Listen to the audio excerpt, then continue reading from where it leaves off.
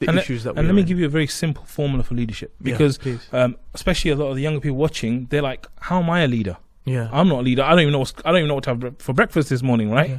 Like, how am I going to be a leader? I was in the same position. I had no leadership experience at all, right?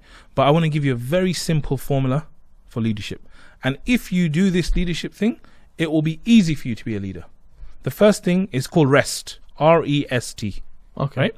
So the first thing is responsibility. I thought you were going to say actual rest. I was Yeah, going to say that's that's what everyone thinks. It's the opposite. Leadership is the opposite of rest. Yeah. But R-E-S-T, right? Okay. R stands for responsibility. Okay. Because ultimately, that's what Prophet ﷺ said, you're responsible. What are you responsible for? You are responsible for getting them to a destination. Okay. Right? So ultimately, leadership is about taking that responsibility. There's a thing on the piece on the floor. I'm the one who's going to take responsibility. Or we have to get to Jannah. I'm the one who's going to take responsibility for getting us to Jannah. So the first thing is rest, R, responsibility. Right? Okay. The second thing is example.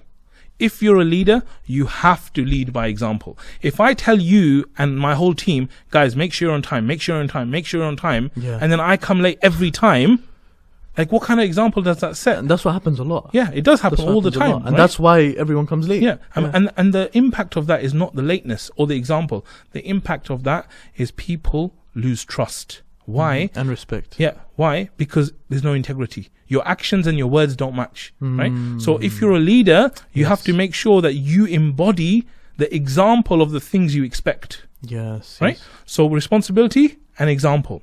The third thing is service. Okay. You need to realize that as Muslims, our tradition is actually of following.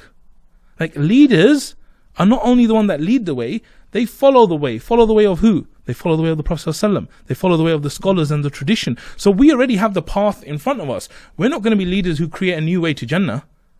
Leadership is about following, and following is about serving. Right? Yeah. So the S is actually about serving the people. And that's why there's a guy called Simon Sinek. He wrote a really good book. He said, leaders eat last. Why?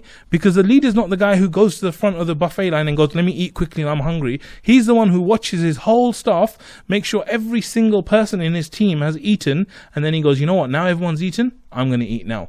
And he's the one serving everyone. So service is the third thing. And then the T for rest is taqwa.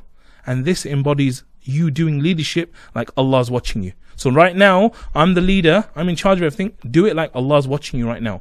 Do it with sincerity. Do it with all the things that come with someone who is a person of taqwa. And I'm saying, if you do these four things in any field, take responsibility, lead by example, be in the service of the people that you're trying to help, and then have taqwa, you're going to make an amazing leader, inshallah. I really like that. MashaAllah, Allahumma barak. I really, really like that. That rest is very, very easy to remember.